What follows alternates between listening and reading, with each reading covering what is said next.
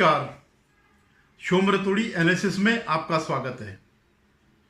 आज मैं राहुल गांधी के बारे में बात करूंगा, जो एक डरपोक, एक कायर है, लेकिन जो अभय मुद्रा वो दिखाता, जो कहता डरो मत, लेकिन खुद ही सबसे बड़ा डरपोक है।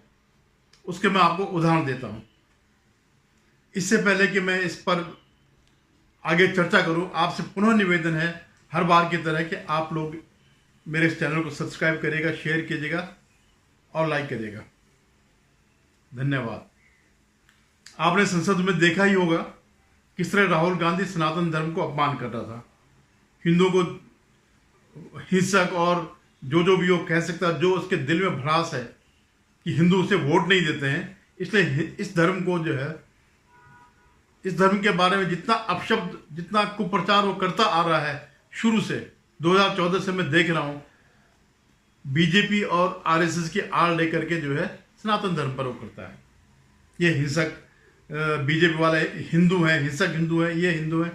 अरे भाई, तो उनको भी बोलना, उन हिंसकों पर भी तुम दो शब्द निकालो जिन्होंने पूरी दुनिया को तबाह कर रखा है, जिनकी वजह से पूरी दुनिया में त्राहिमाम हो रखा है, जिनको हर देश अपने एयरपोर्ट पर जिनकी सघन तलाशी लेता है। क्यों लेता है? पूरी दुनिया में जो बम विस्फोट होते हैं कौन करता है? कहीं पर भी अगर उपद्रव होते हैं तो कौन करता है? तो उस धर्म के बारे में बोलो, पूरे धर्म के बारे में बोलो। उस धर्म के उन लोगों को मैं ये नहीं करता, वो नहीं करता हूं। आप बीजेपी के लिए बोलो, आरएसएस के लिए बोलो, जो मर्जी हो बोलो, लेकिन उसमें हिंदू शब्द जब तुम जोड़ते हो तब तुम्हारे अंदर की घृणा बाहर आती है सनातन धर्म वालों के प्रति, क्योंकि तुम हिंदू हो ही नहीं हो। जबरदस्ती का सिर्फ हिंदुओं को बदनाम करने के लिए अपने को हिंदू दिखाते हो। तुम एक पारसी बाप की संतान, एक कैथोलिक ईसाई की संतान हो। हिंदू कहां से आ गया यहां पर? और जो बार बार शिव भक्ति की जो बात करता है, उसके पीछे शिव भक्ति नहीं है। उसके पीछे यह है कि सनातन में, क्योंकि हमारा सनातन कई देवी देवताओं को पूजता है, इसलिए औरों को प्रति मर्यादा पुरुषोत्तम भगवान राम के प्रति अनादर प्रकट करने के लिए वो शिव वो करते हैं। उनको ये पता नहीं कि ब्रह्मा विष्णु महेश सब एक ही हैं, उनके रूप अलग है। हम कहते तो है ना कि ब्रह्मा विष्णु महेश सब अंत में एक ही है। तो मैं उसकी कायरता की बात कर रहा हूं, कितना कायर व्यक्ति है। जब इसने संसद में अभय मुद्रा के नाम पर देवी देवताओं और गुरुओं का प्रदर्शन किया, फोटो का प्रदर्शन किया, तो एसजीपीसी यानी श्रोमणी गुरुद्वारा प्रबंधक कमेटी ने इसके खिलाफ एक से फतवा जारी किया। उसे हम फतवा नहीं कहेंगे, लेकिन उन्होंने इसको कंडेम किया। ये मैं आपको दिखा रहा हूं एसजीपीसी ने क्या क्या इस बारे में कहा। और एसजीपीसी ने आगे ये भी कहा कि राजनीतिक दल अपने प्रचार के लिए हमारे गुरुओं का अपमान न करें। अभय मुद्रा जैसी कोई बात थी जो उन्होंने कहा कि इसका क्या मतलब है, उन्होंने समझा दिया। तो ये डर से काम किया, थर काम किया। इसके बाद इसने एक बार भी कहीं बोला हो कि गुरु नानक की अभय मुद्रा है या ये है, नहीं कह सकता हो। कांपने लग गया। उसको पता है कि अगर दोबारा बोला, एक बार वार्निंग मिल गई, दोबारा बोला तो उसके दुर्दिन आ जाएंगे। और उसने इतिहास देखा, अपने परिवार में ही देखा है। मैं इसके और कायरपन की बात करता हूं। यह हर बार 2-3 बार मणिपुर हो आया। किस लिए हो पाया? कि जैसे वहां शांति होती है, वैसे ये आग लगाने पहुंच जाता है। माचिस की तीली कहता है ना कि मिट्टी तेल छिड़क रखा, अब तीली जलाने की जरूरत है। तो जैसे वहां आग शांत होती है, ये तीली जलाने चले जाता है महिलाओं के बहाने। लेकिन वही महिलाएं संदेश खाली में है। उससे ज्यादा अनाचार किसी के साथ नहीं होगा। जैसे बंगाल में सिर्फ संदेश खाली नहीं, पूरे बंगाल में अभी कुछ दिन पहले एक महिला की पिटाई सार्वजनिक रूप से नेगेट करके जो है की गई। तो इसकी आत्मा मर गई थी क्या? इसको वहां दर्द दिखाई नहीं दिया? या उसको महिलाएं नहीं दिखाई देती? संदेश खाली की जो महिलाएं हैं वो उनके प्रति कोई वो नहीं है इसका। लेकिन एक कायर है, इसको पता कि अगर मैं बंगाल गया तो ममता मेरे बुरे हाल कर देगी। ममता के लोग जो है इसको कहीं का नहीं छोड़ेंगे, इसलिए इतनी हिम्मत नहीं है। ये जो कुछ बनता है ना, ये सब हिंदुओं के लिए वो करता है, शेर बना हुआ है, औरों के लिए नहीं। अभी तमिलनाडु में 65 लोग जो है जहरीली शराब से मारे गए। ये जो अलीगढ़ में गया, जहां स्टम्पीड हुआ, जहां भगदड़ मची, वहां के बारे में लगातार कह रहा, लेकिन एक बार जहां 65 लोग मारे गए थे जहरीली शराब पीने से, कभी गया वो नहीं गया। ये कायर इसलिए नहीं जाता ऐसी जगहों पर क्योंकि तमिलनाडु में कांग्रेस का अस्तित्व डीएमके पर निर्भर है। डीएमके के फेंके हुए टुकड़ों पर ये वहां पर जिंदा है कांग्रेस। वहां पर बीएसपी का आर्मस्ट्रॉन्ग करके जो है प्रदेश अध्यक्ष है, उसका मर्डर हुआ।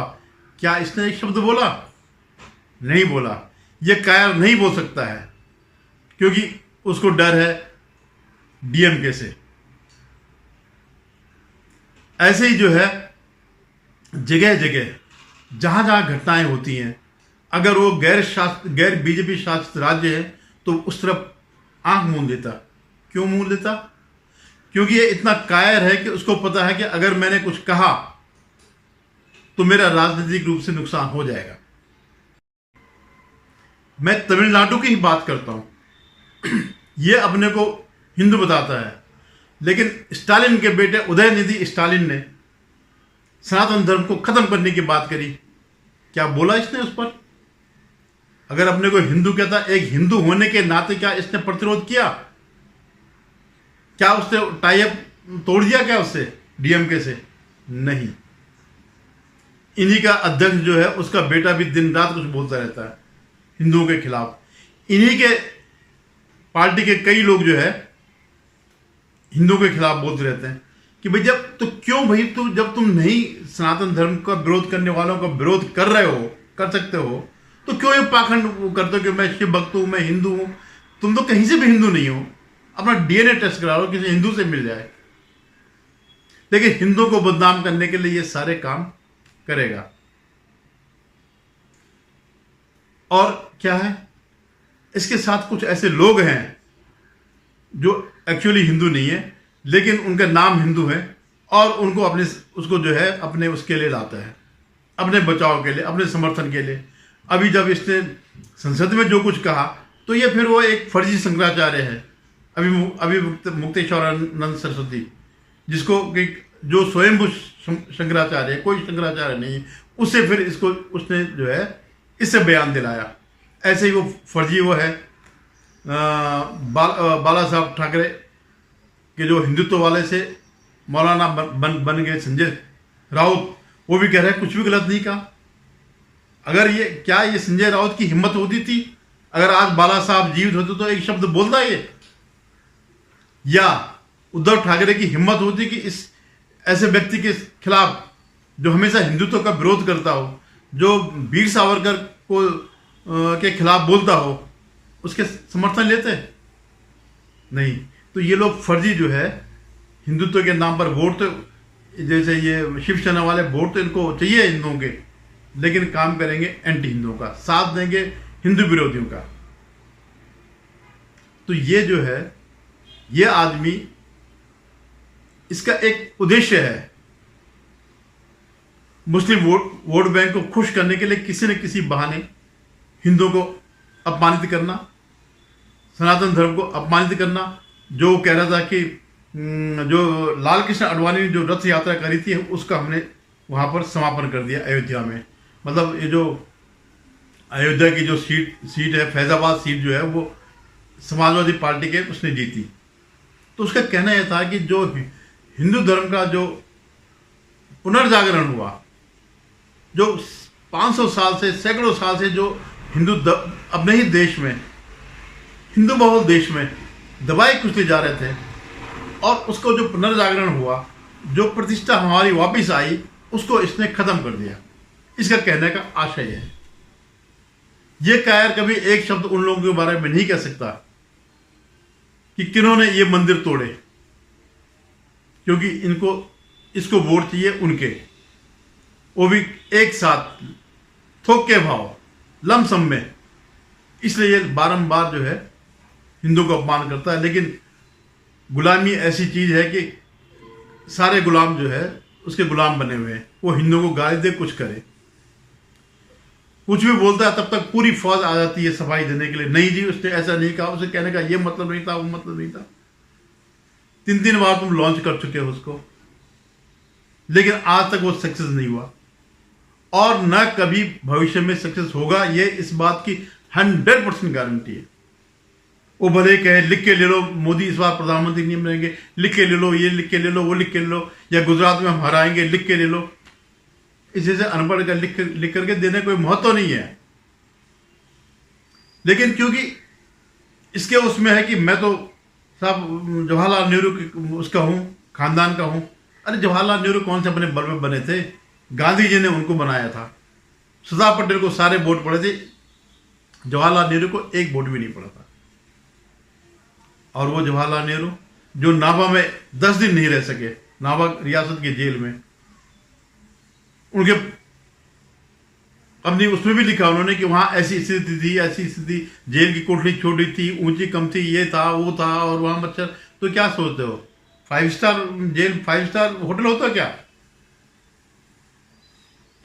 तो इस तरह ये आदमी जो है, अगर आज भी खासकर यूपी और बिहार के लोग अगर नहीं चेते, अगर अखिलेश यादव और तेजस्वी यादव के समर्थक अगर इन्होंने इससे पल्ला नहीं झाड़ा, तुम्हें सीट भले ही मिल जाएगी, लेकिन जिस धर्म के तुम कसमें खाते हो कि हम कृष्ण के वंशज हैं, ये है वो है, ये उसको खत्म कर देगा।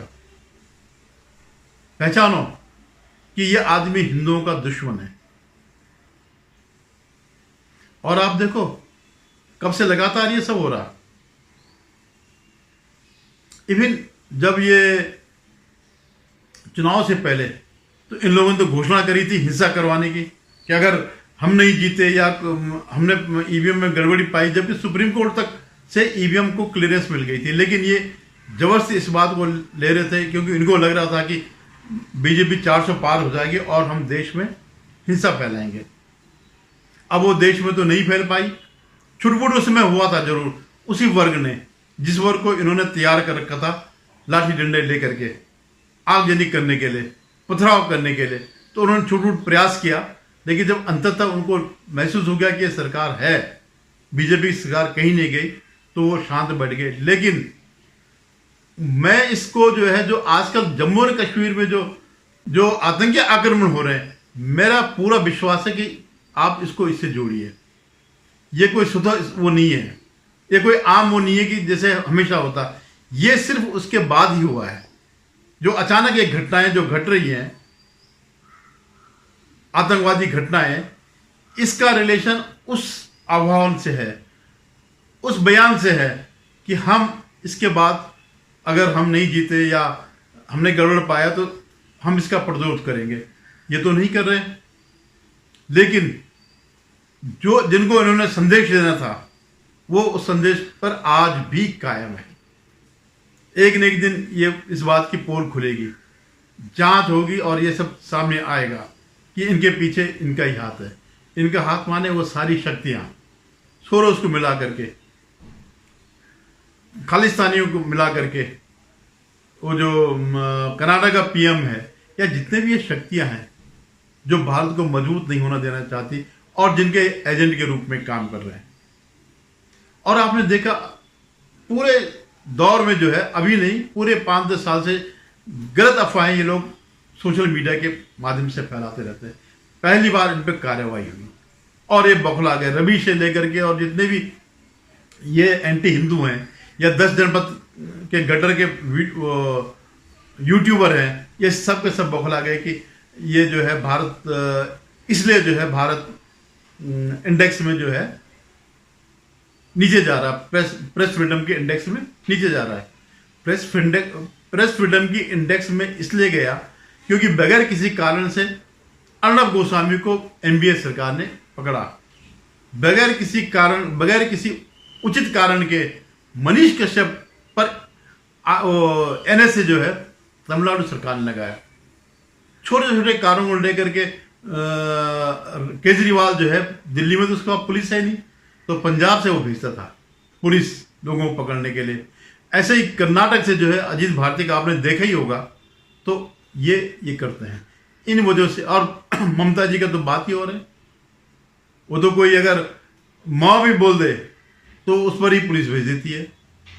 और जब ये एमबीए की सरकार थी, खाली अकेला अर्नब गोस्वामी नहीं गया, कईयों को एबीपी के भी जो है संवाददाताओं को उन्होंने जेल में भेजा। और वो एक केतकी वो करके जो है एक महाराष्ट्रियन हीरोइन है, उसको 1-1.5 महीने तक बंद रहा। वो तभी छूट पाई जब वहां सरकार उनकी चली गई कि केतकी चेताले है, कुछ ऐसा करके है। तो ये जो freedom of expression, freedom of press जो करते हैं उसको खुद लागू नहीं करते हैं, लेकिन उसका ये चाहते हैं कि हम उसका मैक्सिमम दुरुपयोग करें। जैसे ध्रुव राठी ने सारा झूठ बोला इस पूरे चुनाव प्रचार में, एक भी उसका कोई भी वीडियो सच के करीब नहीं है। ऐसे ही